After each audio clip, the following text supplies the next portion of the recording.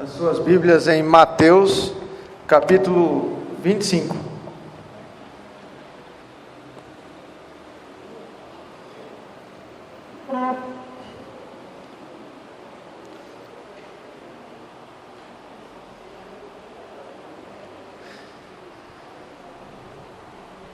Vou só dar uma afastada aqui do vento. Mateus capítulo 25, a gente vai estar dando continuidade ao nosso estudo aí de Mateus.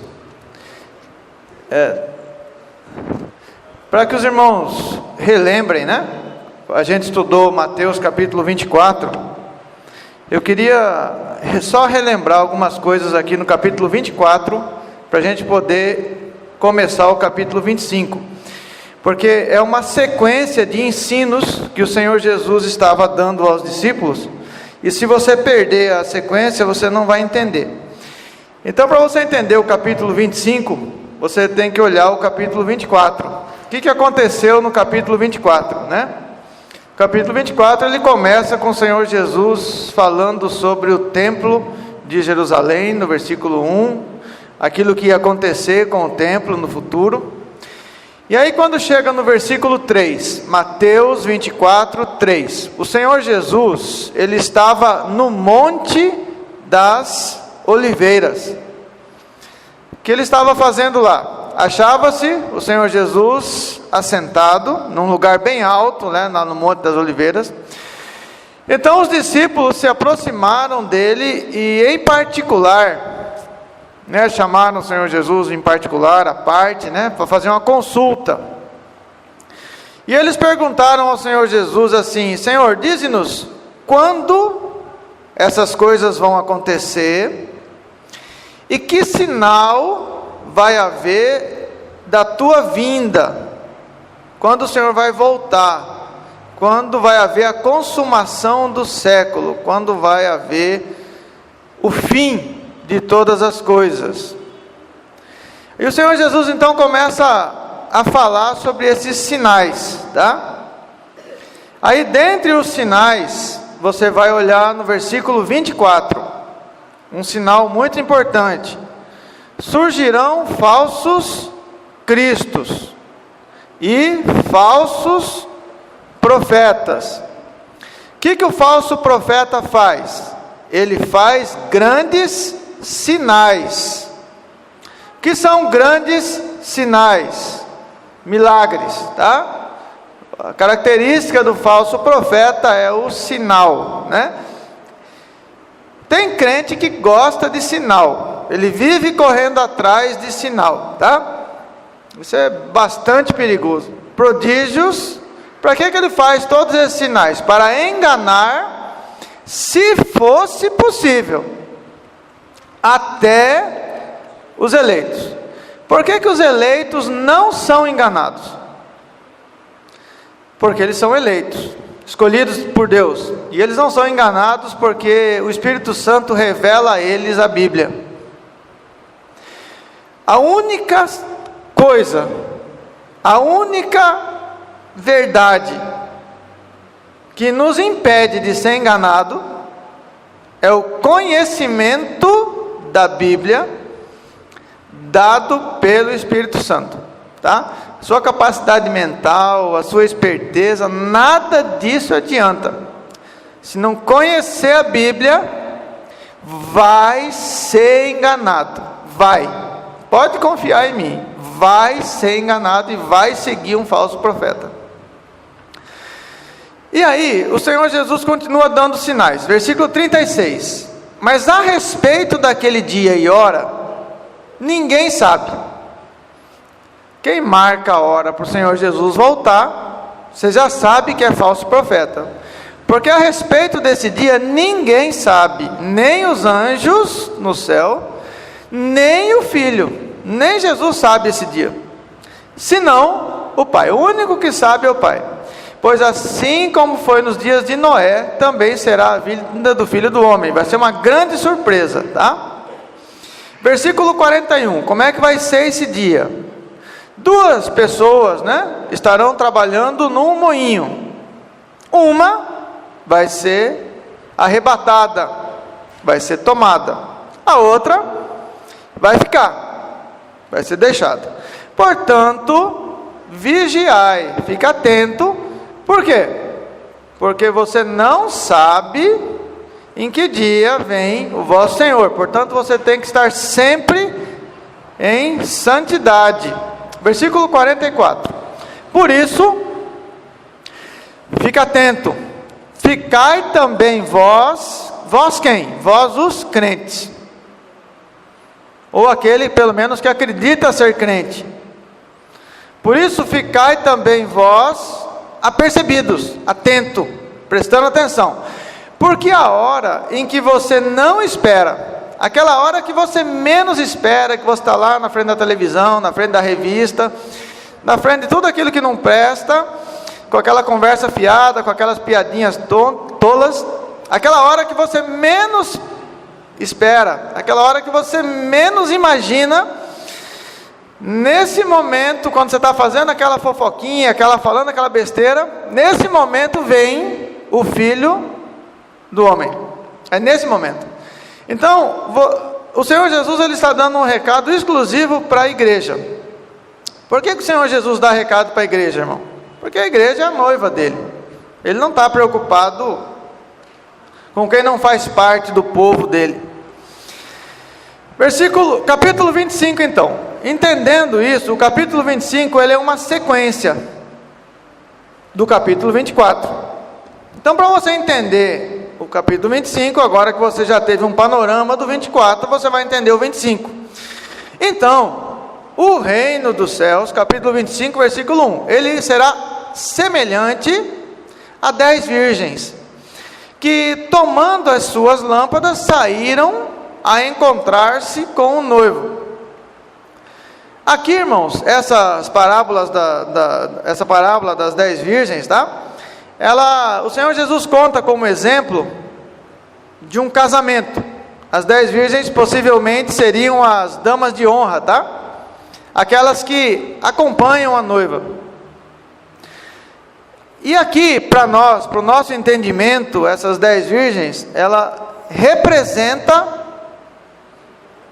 a igreja, a noiva do Senhor Jesus, aquela que o Senhor Jesus vem buscar, a sua santa igreja, a noiva, tá? Dentro dessa noiva que é a igreja, essas damas de honra, elas representam cada crente, tá? Então aqui o Senhor Jesus está falando para nós, crentes, para a igreja.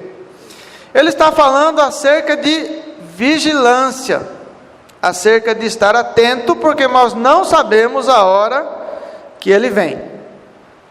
Aí ele vai falar para cada crente o seguinte: 5 crentes, né? Eram nécias, era tolo, não gostava muito da Bíblia, até falava em obediência, mas não sabia a Bíblia, vai obedecer como? Se não conhece a palavra, né? Então 5 eram nécias e 5 eram prudentes. As nécias, ao tomarem as suas lâmpadas, não levaram azeite consigo.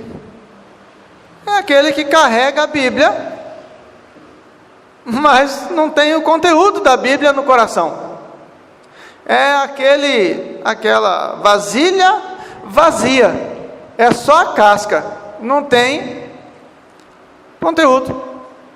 No entanto, as prudentes, além das lâmpadas, levaram azeite nas vasilhas, não era a casca vazia, né?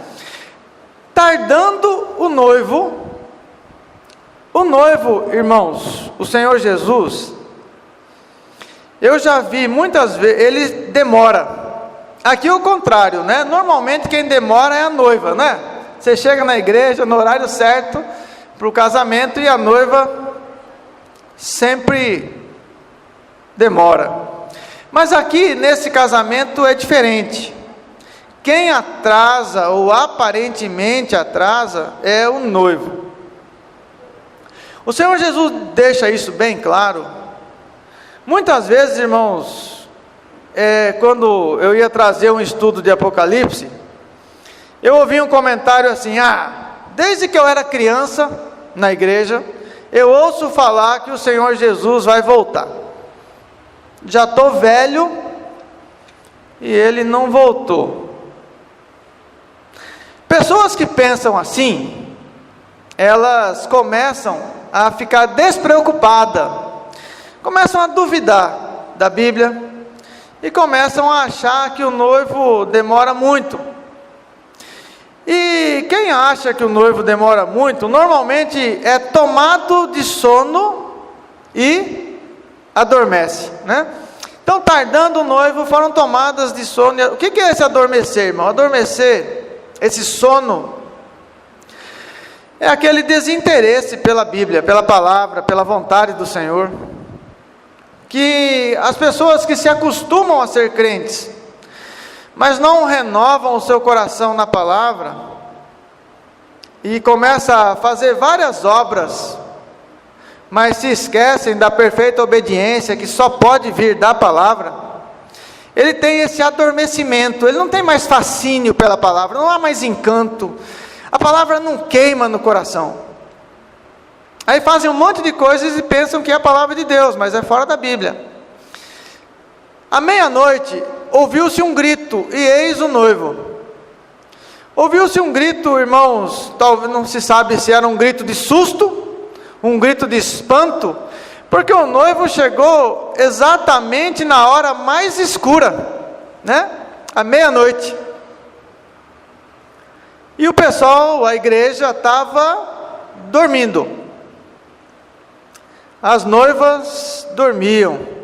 Eis o noivo sair ao seu encontro do minhoca. E a igreja, irmãos, repentinamente aqui, ela foi obrigada a acordar, né? Então se levantaram todas aquelas virgens, prepararam suas lâmpadas. As nécias disseram aos prudentes: dai-nos do vosso azeite, porque as nossas lâmpadas estão se apagando. Mas o azeite, irmãos, ele não pode ser dividido. Eu não posso fazer a sua parte. Se você não se interessa em conhecer a Bíblia, ninguém vai conseguir fazer isso por você. Não vai, não tem jeito. Ou o azeite é seu, ou não tem jeito. Porque se você olhar no versículo 29, você vai ler assim: porque a todo o que tem se lhe dará. O conhecimento da palavra, né? E o que não tem? O que tem se lhe dará e terá em abundância, mas o que não tem, até esse pouquinho que ele tem, lhe será tirado. É sempre assim. Irmão, mas é que eu não tenho estudo. Não precisa, irmão. Não sei ler. Aprende. Tem Mobral, tem vários cursos aí que dá para fazer para aprender a ler. Mas eu leio e não entendo. Leia de novo. E confia que o Espírito Santo é quem dá o entendimento, não são os homens. É o Espírito Santo. Tem que ler, tem que buscar, tem que pesquisar, tem que gastar tempo. O azeite na Bíblia, irmãos, muitas situações ele representa o Espírito Santo. Se você for ver em 1 Samuel, no capítulo 16, pode abrir a sua Bíblia, 1 Samuel, capítulo 16, a unção aqui do rei Davi.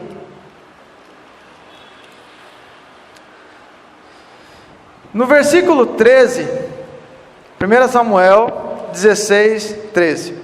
Tomou Samuel o chifre do azeite e ungiu no meio de seus irmãos, e daquele dia em diante, o Espírito do Senhor se apossou de Davi. Então Samuel se levantou e foi para Ramá.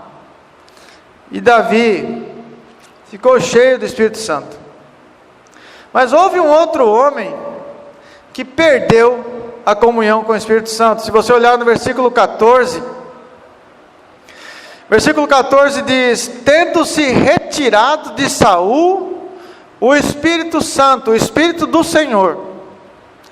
Quando o Espírito Santo não está, quando não há o azeite, o que vem no lugar do Espírito Santo? No lugar do Espírito Santo vem aqui o que está escrito na palavra: da parte deste, ou seja, da parte do próprio Deus, veio um espírito maligno e passou a atormentar o rei Saul. Tem gente que se assusta, né? Que veio da parte do Senhor um espírito de profundo sono, um espírito maligno. É porque não entende a soberania de Deus e o fato de que Deus manda em tudo. Como o Felipe leu no início, o Jó, na oração dele, ele diz assim: se nós recebemos o bem da parte de Deus, por que eu vou achar estranho se da parte de Deus eu também receber o mal? O que significa isso? Significa que Deus manda em tudo, irmãos. Nem um passarinho cai sem a autorização do Senhor. Ele é totalmente soberano e rei, e Ele domina sobre tudo e sobre todos.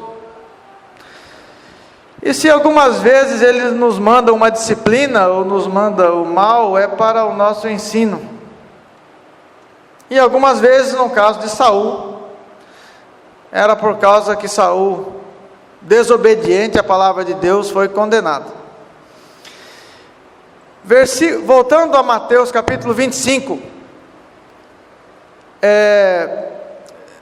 versículo 9: mas as prudentes, aqueles crentes, né, fiéis à palavra do Senhor, responderam: não, nós não podemos dar a vocês o nosso azeite, para que não nos falte a nós e a vós outras. Ide também aos que vendem e comprai-o, né?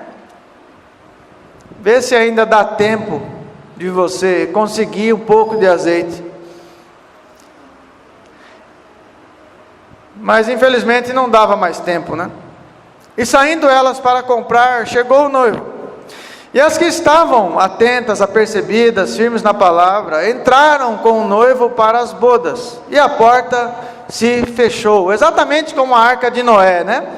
A porta foi fechada pelo lado de dentro.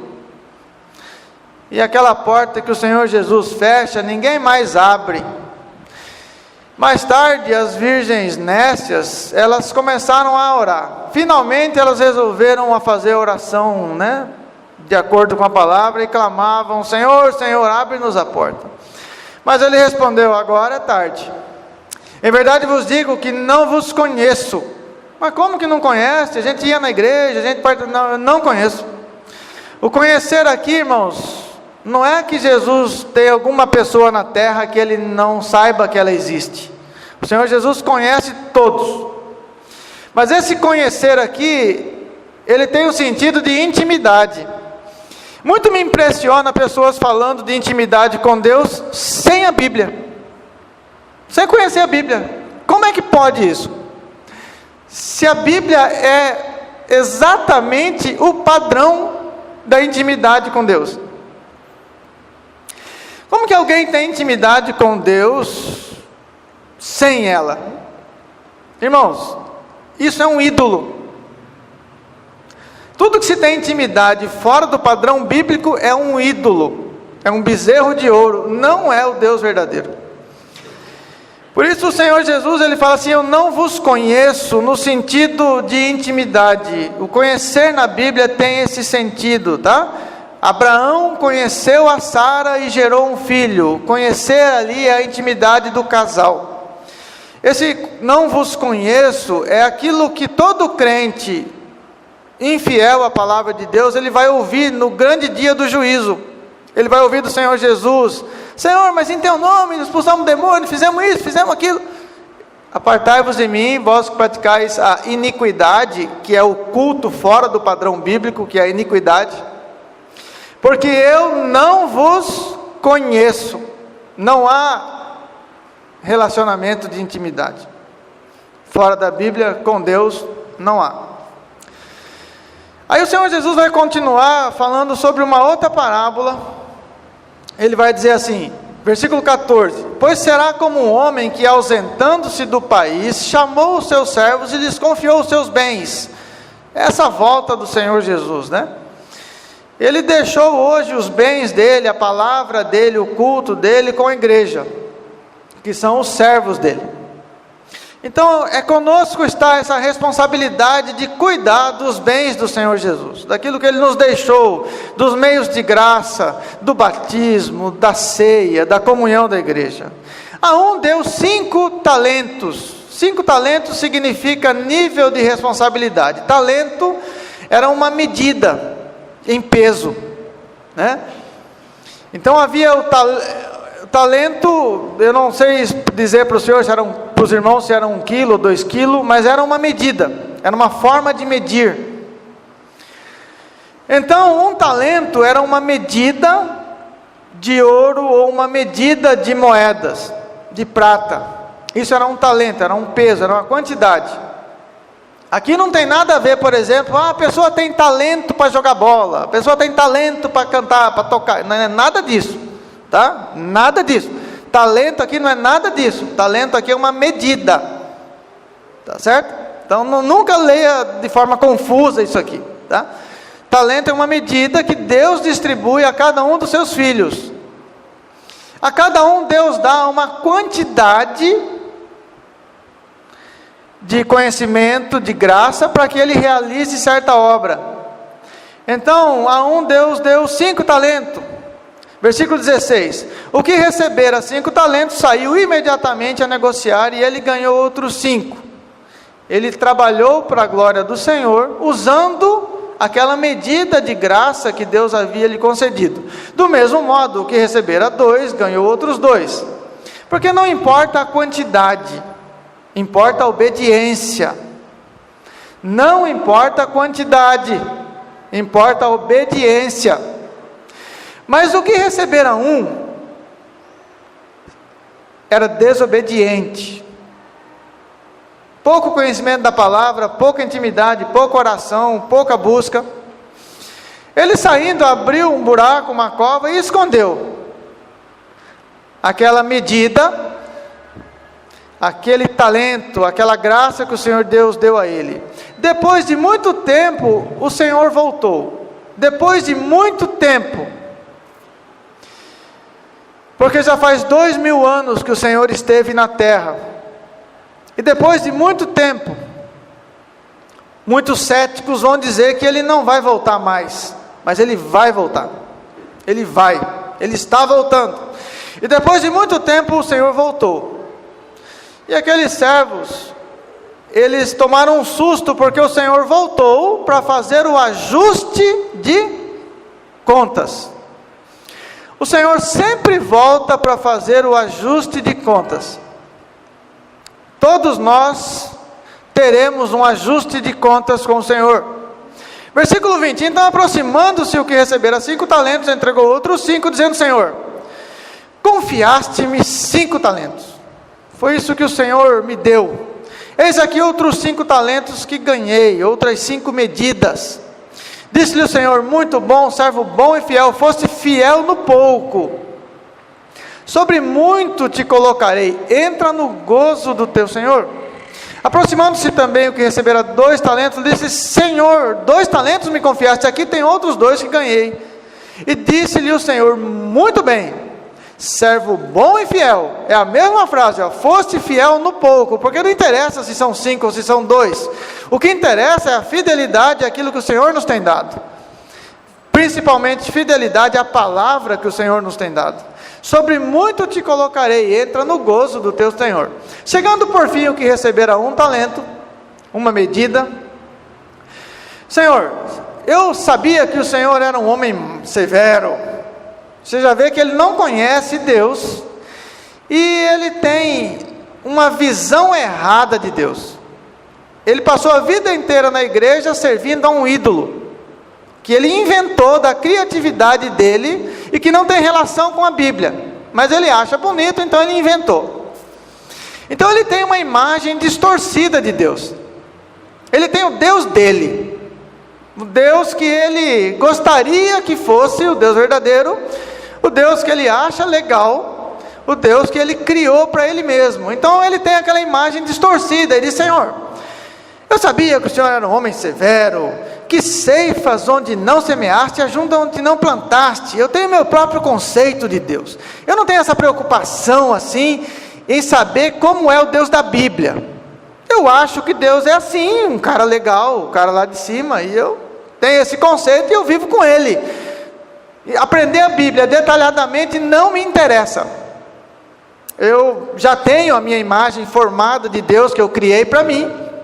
Então eu sirvo esse Deus, essa minha invenção.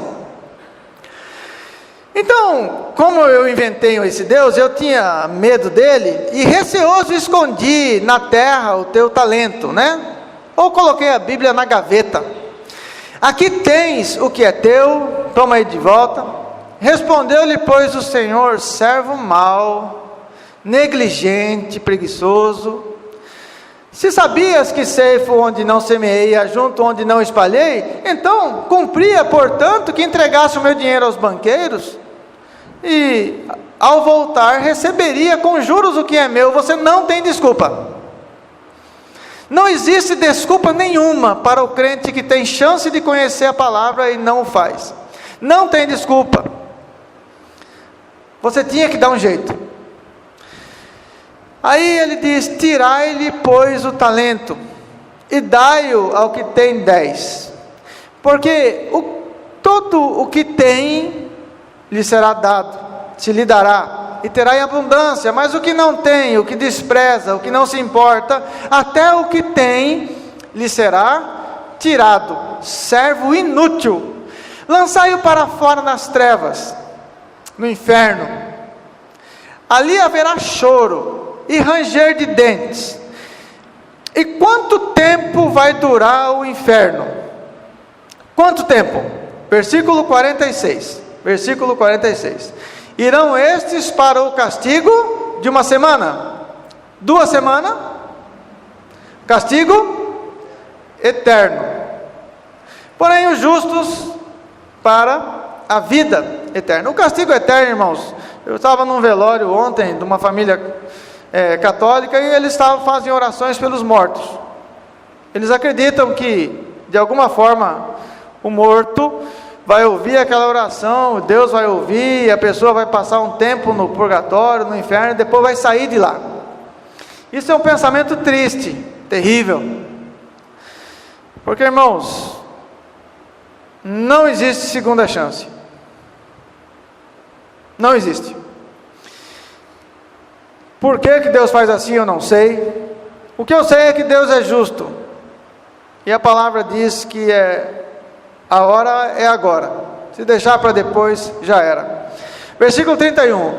Quando vier o Filho do Homem, Mateus 25, 31. Quando vier o Filho do Homem na sua majestade, e todos os seus anjos com ele, então se assentará no trono da sua glória, e todas as nações serão reunidas em sua presença, e ele separará uns dos outros. Ele vai fazer separação. Quem que ele vai separar? De um lado, os cabritos, aqueles que estão às vezes na igreja, mas são cabritos. E do outro lado, as ovelhas. Eu já ouvi muita gente falar assim: irmão, Deus não faz acepção de pessoas. Como que não faz acepção? Não está escrito aqui, ele separará? Porque existe contexto em cada texto, né? Deus não faz acepção de pessoa em relação à raça, em relação à cor da pele. Lá em Tiago fala que ele não faz acepção em relação ao bolso. Para ele não interessa se é rico, se é pobre, se é preto, se é branco, se é azul, se é amarelo, se é cor de rosa, isso não interessa. Mas em relação à santidade, é claro que interessa. Deus separa cabrito para um lado, ovelha para outro lado. Isso chama-se acepção, separação, divisão. Porque cabrito não vai ficar junto com ovelha, nunca. Porá as ovelhas à sua direita e os cabritos à sua esquerda. Isso chama-se acepção, divisão, tá? Um para um lado, o outro para o outro lado. Então dirá o rei aos que estiverem à sua direita: vinde benditos de meu Pai, entrai na posse do reino que vos está preparado desde a fundação do mundo. Quando que ele preparou? Desde a fundação do mundo, ou seja, sempre, eternamente. Porque tive fome, deste de comer, tive sede, deste de beber, era forasteiro e me hospedaste, estava nu e me vestiste, enfermo e me visitaste, preso e fostes ver-me. Então perguntaram o justo: Senhor, quando que eu fiz isso? Eu nunca fui dono de orfanato, eu nunca fui uma pessoa assim, que vivia dando esmola, eu nunca fui uma pessoa assim, que vivia fazendo essas coisas. Quando que eu fiz isso? Eu não entendo, não consigo entender quando que eu fiz isso. Porque o verdadeiro crente, ele tem uma humildade no coração. Ele não acha que ele faz boas obras. Ele também não acha que ele é salvo por boas obras. Ele não acha que se ele ficar se enchendo de obras de caridade, como os espíritas fazem, ele vai ser salvo. Ele não acha isso, ele faz isso. Mas ele faz porque ele é cheio do Espírito Santo, não é porque ele quer receber algo em troca.